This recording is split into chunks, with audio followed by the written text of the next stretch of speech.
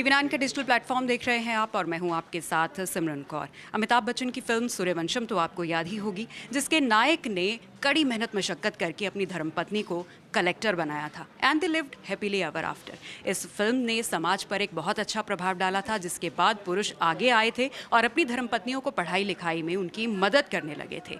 एक वो दौर था और अब एक ये दौर है जब ज्योति मौर्य, जिनके पति ने भी उनके ऊपर वैसे ही मेहनत की जैसे कि हीरा ठाकुर ने फिल्म सूर्यवंशम में अपनी धर्मपत्नी के ऊपर की थी, लेकिन यहाँ ज्योति मौर्य के पति आलोक मौर्य को मिला तो क्या बेवफाई। जी हाँ, और इसी बेवफाई का भी समाज पर उतना ही बड़ा असर हुआ है जितना बड़ा कि सूर्यवंशम फिल्म का हुआ था। जी हाँ, और अब इस खबर की वजह से कई पुरुष ऐसे हैं जिन्होंने कॉम्पिटिटिव एग्जाम्स की तैयारी करने गई अपनी धर्मपत्नियों को वापस बुलाने के लिए कह दिया है। ज्योति मौर्य की बेवफाई से पति इतना डर गए हैं कि वो अपनी धर्मपत्नियों को पढ़ाई छोड़कर वापस आने के लिए कह रहे हैं। चलिए, जनता की इस पर क्या राय है, क्या कुछ कहना है महिलाओं का और पुरुषों का, यंगस्टर्स का, जानते हैं। हमारे साथ श्रुति हैं। तो श्रुति, ज्योति मौर्य केस के बाद ये भी खबर आ रही है कि बहुत सारे पुरुष ऐसे हैं जिनकी धर्मपत्नियां जो कॉम्पिटिटिव एग्जाम की तैयारी कर रही हैं, उन्होंने अब उनको आगे पढ़ाने से इनकार कर दिया है। तो उस केस का पूरे सोशल समाज पर ऐसा प्रभाव पड़ा है, इसको आप किस तरीके से देखती हैं? जैसे आपने बताया कि जो सोशल मीडिया पे ज्योति मौर्य जो छाई हुई हैं, वो आप बक्सर में देखिएगा, बिहार के बक्सर में, वहाँ पर भी ऐसा हुआ। एक पति ने अपनी पत्नी को पढ़ा रहा था बहुत टाइम से, फिर उसने बीपीएससी की वो तैयारी करवा रहा था, उसने छोड़ दिया कि नहीं तुम अब तैयारी नहीं करोगी, जिसके बाद पत्नी ने एफआईआर दर्ज करवाई। ये तो हो गई बक्सर की खबर।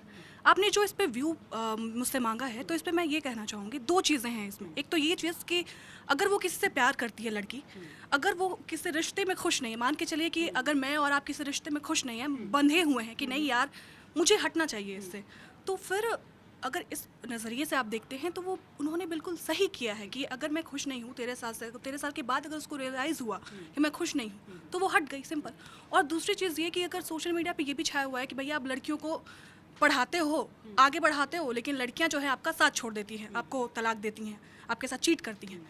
तो 1, 2, 3 केस से आप पूरी महिलाओं को जज नहीं कर सकते हो। पूरे महिलाओं के बारे में आप ये नहीं बोल सकते। जैसे मैंने सोशल मीडिया भी खोला, ट्विटर खोला, मैंने इससे देख रही थी कि क्या क्या सोशल मीडिया पे छाया हुआ है। मैंने ये देखा इसमें कि लड़कियों को लोग भर भर के मतलब उनके अगेंस्ट में पोस्ट कर रहे हैं, उनके अगेंस्ट में बहुत कुछ बोल रहे हैं। ऐसा नहीं होना चाहिए कि अगर आप 3-4 लड़कियों को देखते हैं तो उसके बेसिस पे आप जज नहीं कर सकते हैं। बिल्कुल बिल्कुल सही कहा आपने।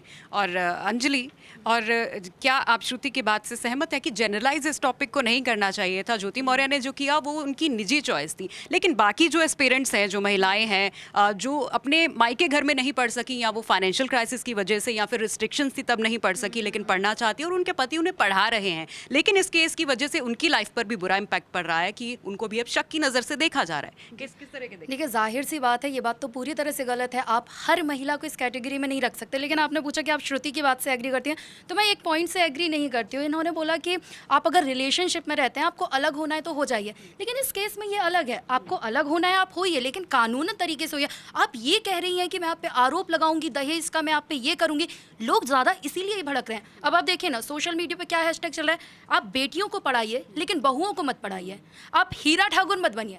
जो पुरुष है वो कह रहे हैं हमें हीरा ठाकुर नहीं बनना है। जैसे कि हमने देखा था कि मूवी हमने जो देखी थी, उससे ही कहीं ना कहीं लोग काफ़ी इंस्पायर हुए थे कि भले ही जो लड़का है वो अनपढ़ था, लेकिन उसकी बीवी ने, उसने पढ़ाई की, कलेक्टर बनी वो, और वो लोग साथ में रह रहे थे। ना जाने कितने हम ऐसे एग्जाम्पल देखते हैं जिनकी हम तारीफ करते हैं, लेकिन इस केस के बाद सभी महिलाओं को उस तरह से आंकना, और ये कितनी नाइंसाफ़ी है ज्योति मौर्य ने जो किया। ये उन लड़कियों के साथ कितनी नाइंसाफ़ी है जो शादी की बात पढ़ना चाहती हैं। एक तरह से आपने तो रोक लगा दी है, अब कहीं ना कहीं दिमाग में ये बात रह जाती है कि कहीं ऐसा तो नहीं होगा, कहीं मेरी पत्नी मुझसे आगे निकल गई तो कहीं वो ऐसा कदम तो नहीं उठा लेगी। अब किस किस को समझाएंगे, किस किस को समझाएंगे? तो ऐसे केसेस पे कुछ ऐसा स्टेप लेना चाहिए। मुझे लगता है कि लोगों को लगे कि ऐसा नहीं करना चाहिए, और लड़कियों के साथ भी नाइंसाफ़ी ना हो जो शादी के पहले नहीं पढ़ पाई और शादी के बाद पढ़ना चाहती हैं। चलिए, ये तो रही लड़का और लड़की की बात, जो हस्बैंड वाइफ शादी के रिश्ते में थे। अनुभा, पेरेंट्स भी बहुत ज़्यादा सख्ते में आ जाते हैं, बेशक वो लड़की के पेरेंट्स हो या फिर जो लड़के के पेरेंट्स हो। अब देखिए, बात हो रही है कि बहुओं को नहीं पढ़ाया जाना चाहिए, जैसे कि अंजलि ने कहा, हैशटैग चल रहा है। लेकिन अब ज्योति मौर्य केस के बाद जो पुरुषों के माता पिता हैं, उनका भी स्टैंड बदल गया। अगर कोई पुरुष चाहता भी है कि मैं अपनी धर्मपत्नी को पढ़ाऊँ, उसका इस केस से कोई इम्पैक्ट उसको नहीं पड़ा, लेकिन फैमिली प्रेशर हो जाएगा कि हाँ आप ऐसा मत करिए। बिल्कुल, जैसा कि ये हैशटैग जो चल रहा है वो बिल्कुल गलत है। आप एक लड़की के ये इससे आप सबको जज नहीं कर सकते हो। इसका सबसे बड़ा उदाहरण एक और आप मध्य प्रदेश का ले सकती हैं, निशा बांगरे। वो भी सोशल मीडिया पर काफ़ी फेमस हुई है और दोनों को मिलाकर मीम्स बनाया जा रहा है। एक ने पति को छोड़ा अपनी नौकरी के लिए और एक ने नौकरी के लिए पति को अपनाया, नौकरी छोड़ दी। निशा बांगरे ने मध्य प्रदेश में नौकरी छोड़ दी क्योंकि उनको छुट्टी नहीं मिल रही थी और टाइम नहीं मिल रहा था, और इस वजह से आप बिल्कुल गलत है ये। आप ज्योति मौर्य पे सीधे आप कानूनी तौर पे आप उसको लेकर चलिए। आप सीधा उन पे ये आरोप नहीं लगा सकते कि आप उन्होंने पति के लिए छोड़ दिया।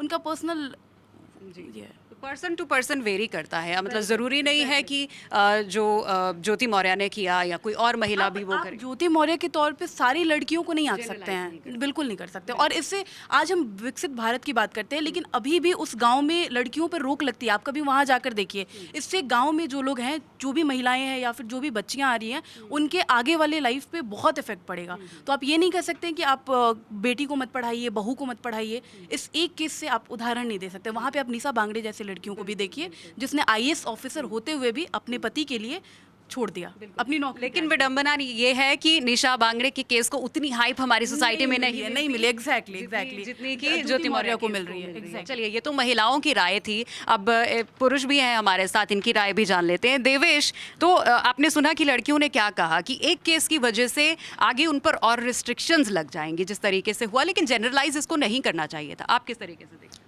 देखिए मैडम, अगर आलोक जो ज्योति मौर्य के पति हैं, अगर वो ऐसा करते थे तो महिलाओं की क्या राय होती, महिलाएं क्या सोचती हैं? अगर वो एसडीएम बनने के बाद अपनी पत्नी को, ज्योति अगर एसडीएम ना होती, वो एक गृहिणी होती हैं, हाउसवाइफ होती, तो महिलाएं क्या सोचती हैं उस पर? राय दे सकते आज भी आज के टाइम पे एक महिला जितना ट्रोल होती है उतना पुरुष नहीं होते। जो फेस महिलाएं करती हैं अपनी सोसाइटी में, वो पुरुष नहीं करते। तो ये बहुत बड़ा डिफरेंस है। जी, हिमांशु, चलिए हिमांशु, आप तो बिहार से आते हैं और जिस केस की हम बात कर रहे हैं वो भी यूपी बिहार का ही है। तो देवेश ने कहा कि महिला है, अगर पुरुष ऐसा करता तो इस केस को किस तरीके से देखा जाता? हाँ, तो डेफिनेटली है कि पुरुष ट्रोल नहीं होता, क्योंकि हमारा समाज ऐसा ही है। पुरुष को कोई नहीं कहता कि आपने गलत किया, आपने सही किया, इस पे कुछ नहीं होता। ये खबर ही नहीं बनती, समाज इस बारे में सोचता ही नहीं। क्योंकि ये महिला ने किया है इसलिए इतना हाइप बना है। लेकिन मैं ये कहना चाहूँगा कि रिश्ते आजकल जो हमारा समाज हो गया है उसमें आम हो गया है। रिश्तों का टूटना, धोखा देना बहुत आम है, लेकिन सहज नहीं है। फ़र्क है आम होने में और सहज होने में। ठीक, किसी का रिश्ता ब्लैक एंड वाइट नहीं होता है एकदम। किसी का किसी से रिश्ता हो, पति पत्नी का, माँ बाप का, भाई भाई का, भाई बहन का, किसी का रिश्ता ब्लैक एंड वाइट की तरह क्लियर नहीं है। सारे मतलब हमारी ज़िंदगी ऐसी है कि मतलब रंगों से भरी पड़ी नहीं है। कभी रंगहीन होते हैं, रंग आएंगे, फिर फेड होंगे, फिर आएंगे। तो इसे संभालना ही इंसान का काम है, व्यक्तित्व है। और इसे जो नहीं संभाल पाया वो लेकिन सोशल इम्पैक्ट, हिमांशु, ऐसे केसेस का सोशल इम्पैक्ट आपको नहीं लगता, क्योंकि हमारी सोसाइटी अभी भी पेट्रियार्कियल सोसाइटी है, तो ऐसी जो घटनाएं हैं इनका सोशल इम्पैक्ट उन लड़कियों के लिए बुरा प्रभाव डालता है जो वाकई में आगे पढ़ना चाहती हैं और नहीं पढ़ पाएंगी, और ऐसे केसेस की वजह से और ज़्यादा उन पर ऐसी घटना लड़कियों पे तो बुरा प्रभाव डालती ही डालती है। ऐसे लड़कों, ऐसे मर्दों पर भी बुरा प्रभाव डालती है जो खुली सोच के हैं, जो वाकई में पढ़ाना चाहते हैं। फिर समाज उन पे थोप देता है कि भाई तू क्या कर रहा है। ये भी होता है। सिर्फ ऐसा नहीं है कि इसका सवाल, इस घटना का प्रभाव सिर्फ लड़कियों पे पड़ेगा, लड़कों पे ही है। बहुत सारे लोग जो पढ़े लिखे हैं, जो मर्द हैं, वो सोच सकते हैं कि मैं अपनी वाइफ को पढ़ाऊँ, उसे एक अधिकारी बनाऊँ या कुछ बनाऊँ। ज़रूरी नहीं है कि सरकारी ऑफिसर ही बनाए, वो पढ़ा के कुछ और भी करवा सकते हैं। लेकिन उन पे समाज ये थोप देगा कि तू क्या कर रहा है। ये फिर कल को पढ़ लेगी तो उससे ज़्यादा सैलरी उठाएगी, तुझे छोड़ के चली जाएगी। तो ये दबाव लड़कों पर भी पड़ेगा जो खुली सोच के हैं, तो उन्हें भी वो फिर मौका बोल दिया जाएगा, जो अक्सर होता है हमारे समाज में, इतिहास रहा है और होता रहा है। अब आगे इसका और ज़्यादा प्रभाव पड़ेगा, क्योंकि लोगों के जहन में बैठ गई है ये घटना। और एक महिला को या फिर अपनी धर्मपत्नी को अगर कोई पुरुष शादी के बाद पढ़ाना चाहता है तो ये उसका अकेले का डिसीजन नहीं होता, पूरी फैमिली इसमें इन्वॉल्व होती है। पूरी फैमिली की रजामंदी के बाद एक लड़का इतनी हिम्मत जुटा पाता है कि वो ऐसा डिसीजन ले पाए कि अपनी धर्मपत्नी को वो पढ़ाई के लिए सपोर्ट करे या फिर उसे बाहर भेजे। स्वप्निल, तो किस तरीके से इस पूरी घटना को पहली बात तो आप देखते हैं, और जो इम्पैक्ट अब पड़ा है या आगे पड़ेगा, क्योंकि अब एक एग्जाम्पल सेट हो गया है, अब एग्जाम्पल दिया जाएगा कि तुम भी ज्योति मौर्य की तरह तो नहीं करोगी, किस तरीके से देखते हैं? देखिए, मैं अपनी बात रखूं, लेकिन उससे पहले एक बात कहना चाहूँगा कि एक नारी सब पर भारी, फिर भी निशाने पर क्यों ही आती है नारी। दुनिया में हर एक मर्ज का दवाई होती है, लेकिन वहम का कोई इलाज नहीं होता है। अगर आप देखें तो इस पूरे मुद्दे में, जैसे हमारे कलीग्स ने बोला, ज्योति को कैटेगराइज कर दिया गया है कि हाँ भाई अगर कोई इस तरीके की महिला होगी, जनरलाइज कर दिया गया है कि भाई ज्योति ही होगी। ऐसा नहीं होता है। आप देखिए कि हमारे देश, और पर्सनली मैं भी कितनी सारी महिलाओं को जानता हूं जिन्होंने अपने करियर के लिए, अपनी फैमिली के लिए अपने करियर को छोड़ दिया, अच्छे वो पोजीशंस पर गए। तो आपने पिछले दिनों सुना होगा कि एक भारतीय नोटों पे लिखा आ रहा था कि सोनम गुप्ता बेवफा है। सोनम गुप्ता का आपने सभी ने नाम, क्या सोनम गुप्ता को आपने कभी देखा? लेकिन एक जनरलाइज कर दिया गया कि सोनम गुप्ता, मतलब महिला को ही टारगेट किया गया, महिला का ही नाम लिखकर। तो यहाँ पर भी ज्योति मौर्य कहीं ना कहीं मुझे ऐसा लगता है कि सोनम गुप्ता बन रही हैं, और ऐसा नहीं होना चाहिए। पुरुष प्रधान सोच से हम सबको बाहर आना चाहिए, और महिलाओं को भी उतने ही अवसर देने चाहिए, कंधे से कंधा मिलाने वाले, जितने पुरुषों के पास होते हैं। तो आई थिंक इस डिबेट, फिर अगर महिला फिर बेवफाई करे मेहनत करने वाले पति के पीछे, तो फिर क्या कहेंगे आप? देखिए वन ऑफ केस होते हैं, इतना बड़ा देश है, 140 करोड़ का देश है, यहाँ पे केसेस आएंगे। लेकिन एक केस के बिना पर अगर हम उसके आधार पर हम पूरी सोसाइटी को, पूरी महिला कम्युनिटी को या पूरे उसको हम करें, तो ये गलत है, सरासर गलत है। जी बिल्कुल सही। चलिए सर हमारे साथ हैं। सर पूरे केस में आपने सुना कि क्या यंगस्टर्स की राय है? आपकी शादी हो चुकी है, क्योंकि ये सब तो अभी लाइन में लगे हुए हैं, तो आप किस तरीके से इस पूरे मैटर को देखते हैं? मैं इस मैटर को ना दो तरह से देखता हूँ, पॉजिटिव भी और नेगेटिव भी। एक वे तो ये है कि पढ़ाते रहना चाहिए, पढ़ते रहना चाहिए, दोनों चीज़ें करनी चाहिए। सरकार भी कहती है बेटी बचाओ बेटी पढ़ाओ, तो बेटी अपनी भी पढ़ाओ और दूसरे की भी पढ़ाओ, तो उसको तो बरकरार रखना चाहिए। दूसरी चीज़ ये है कि मैं खुद भी एक उदाहरण हूँ अपने आप में ही। मेरी वाइफ भी शादी के बाद मैंने उसको लॉ कराया, दिल्ली हाई कोर्ट में एडवोकेट है और अपनी प्रैक्टिस कर रही हैं लेबर लॉस में। तो अगर मैं ऐसा सोचता, और दूसरी बात यह है कि नेगेटिव, अब जो उन्होंने किया ज्योति मौर्य ने, उसका अगर कोई उनके समर्थन में सोचना चाहेगा तो वो ये कह सकता है कि दिल है, आ सकता है, ठीक है। इसका क्या कीजिए। लेकिन जो प्रताड़ना के केसेस लगाए जा रहे हैं, डॉरी के केसेस लगाए जा रहे हैं, वो तो गलत है। देखो, जब कभी युद्ध होता है ना, चाहे पति पत्नी का हो, चाहे दोस्तों का हो, चाहे कुलीग्स, फिर वो युद्ध किस स्तर तक जाएगा और किस स्तर तक ऊपर जाएगा, किस स्तर तक नीचे जाएगा, इसको आप आंक नहीं सकते हैं। अब उनके पास ये शायद हथियार होगा कि हम ये यूज़ करते हैं, वो अपना करेंगी, वो अपना करेंगे, मगर इसमें वो दो उनकी जुड़वा बेटियां भी हैं, कैरियर उनका भी ख़राब हो रहा है, समय उनका भी बर्बाद हो रहा है, ये उनका पीक टाइम है परवरिश का, वो बर्बाद हो रहा है। तो मैं तो यही कहूँगा, अगर मेरी बात उन तक पहुँचे तो इन सब चीज़ों को छोड़ करके ना सिर्फ वो करें जो बच्चों के लिए अच्छा हो। के लिए जरूरी है, because, हाँ, बाकी तो उन्होंने अपना तो करियर बाकी तो बना मैंने लिया आपको है। बताया ना, दिल है, अब दिल का क्या कीजिए, वो तो अपने हिसाब से चले गई, तो इसलिए उसमें कुछ नहीं कर सकते हम। बिल्कुल। तो ये सर का एक्सपीरियंस है शादीशुदा होने के बाद किस तरीके से चीज़ें बदल जाती हैं। हाफिज जी हमारे साथ है। उसके लिए एक चीज़ और है, ना तो पढ़ना बंद करें ना पढ़ाना बंद करें, बेटी अपनी हो या किसी और की हो, पढ़ाते रहें। बहुत अच्छी बात सर आपने कही। हाफिज जी, आप भी मैरिड हैं, सारा केस आपने सुना है, किस तरीके से आप पहली बात तो इस केस को देखते हैं? मेरे हिसाब से ये केस तो पति पत्नी के आपस का झगड़ा है, उनका आपस का घर का झगड़ा था, जो भी है उनका, जो भी डिस्प्यूट हो, जो इसको इस लेवल पे लेकर गए, ठीक है ना। मेरे हिसाब से तो ये आप दोनों को आपस में बैठ कर सुलझाना चाहिए था बातचीत से, ना कि उसको किसी थर्ड बंदे की उसमें एंट्री देनी चाहिए। ठीक है, लेकिन ये झगड़ा चलिए सुलझा लेना चाहिए था, लेकिन अब बात ये है कि बीच में थर्ड पर्सन की एंट्री तो हो गई है, चलिए वो भी छोड़ दीजिए, क्योंकि सर ने बोला कि दिल है, दिल का तो कुछ कर नहीं सकते। लेकिन ये जो झूठे लांछन लगाए जा रहे हैं, क्या महिलाओं को एक्स्ट्रा पावर है कि आप लॉ जो हमारा है एक्स्ट्रा पावर देता है महिलाओं को कि ऐसे झूठे केसेस आप डाल दीजिए और आप फारिग हो जाएंगे? झूठे केस अगर वो लगा रहे हैं तो ये उनकी मतलब मॉरलिटी, उनकी जो आत्मा क्या क्या किस लेवल पर जाना चाहती है। अगर आप किसी पे झूठे इल्ज़ाम लगाते हैं तो इस झूठे इल्ज़ाम का क्या आप सिला चाहते हैं कि आप शॉर्ट टर्म के लिए उनका अपना इंटरेस्ट देखना है क्या?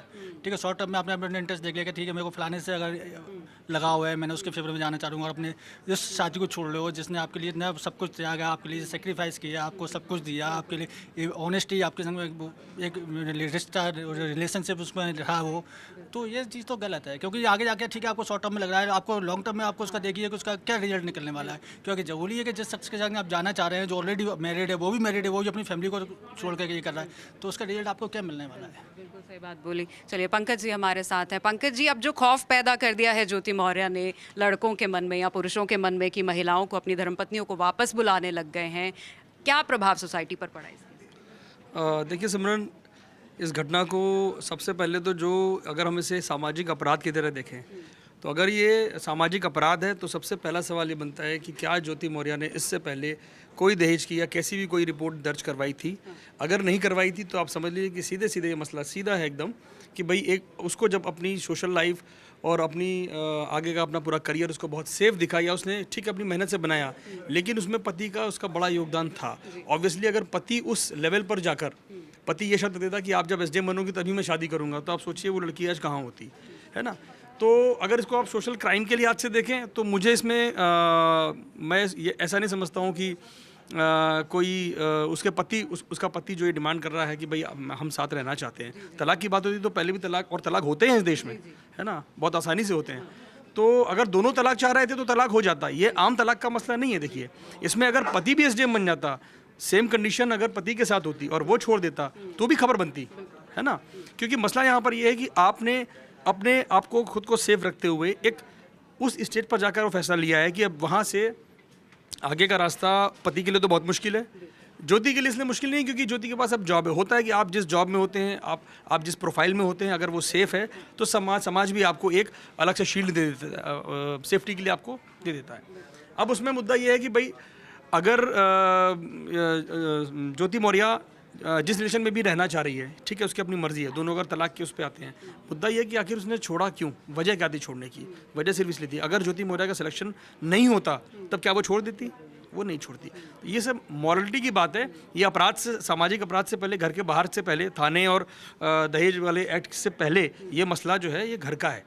तो अब आपकी मॉरल पुलिसिंग क्या कहती है कि भैया हम, क्योंकि देखिए 70% चीज़ें आज भी जो है कानून हम मानते हैं, लेकिन 70% चीज़ें पहले अपने आप से चलती हैं। हम अपने बच्चों को अच्छी चीज़ सिखाते हैं, शिक्षा देते हैं कि भाई आपको ऐसा व्यवहार रखना है, वैसा व्यवहार रखना है ना। आप अगर कोई भी कितना भी बुरा माँ बाप कभी बच्चे को ये नहीं कहते कि आप किसी के साथ बुरा करिए, ठीक है, या सेल्फिश रहिए। हमेशा कहते हैं ना शेयरिंग इज़ केयरिंग। तो पति ने वो चीज़, ठीक है, पति का जो भी स्तर रहा हो, पढ़ाई का स्तर रहा हो, मेंटल जो भी लेवल रहा हो, ऑब्वियसली एसडीएम के लेवल का नहीं होगा, लेकिन उसके बावजूद उसने इतनी बड़ी चीज़ सोची, है ना। उसने एक सपना पाला है। वो सपना सिर्फ अकेले ज्योति मौर्य का सपना नहीं है, वो उसके पति का भी सपना है। ज्योति से पहले उसके पति ने ये डिसाइड किया होगा कि नहीं, मुझे अपनी पत्नी को पढ़ाना है।